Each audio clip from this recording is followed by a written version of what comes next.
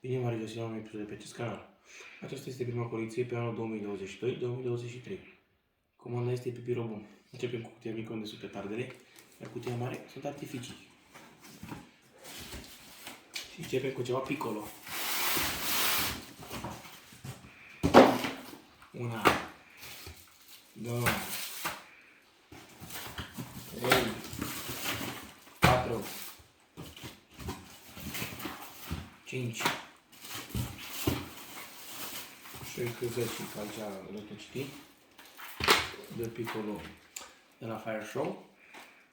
După aceea avem un Puma 2 de la, nu știu ce firmă, nu rezolveți prostii. După aceea avem un set, 2, 3 de FS3 de la firma Fire Show, frâncele din 2020 cu 3,5 g pe bucată. Așa. După aceea un set de Mamba de la Enigma, 18 g pe bucată. E un comandă Red Baron, dar alta ce-a vrut. Așa. Un set de cercobliț întreg. Încă 4.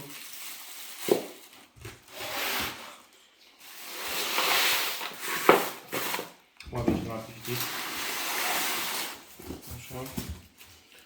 Avem așa. 1, 2, 3 baterii Journey de la firma Fire Show, 19 cu calibru 20 de mm, categoria F2.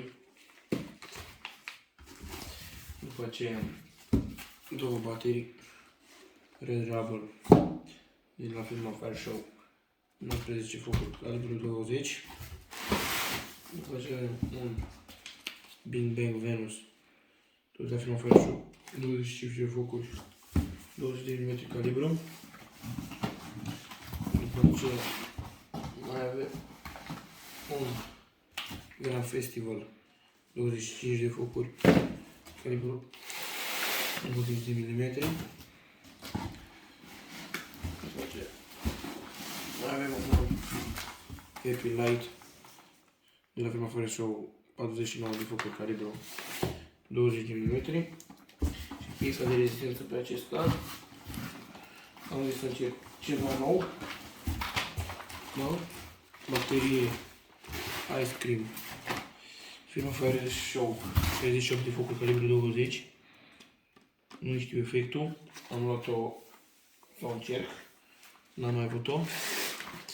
Și asta este comanda, mai aștept o comandă de pe Ecopiro și încă una, cred că de la, mai dau o comandă pe Pirobum.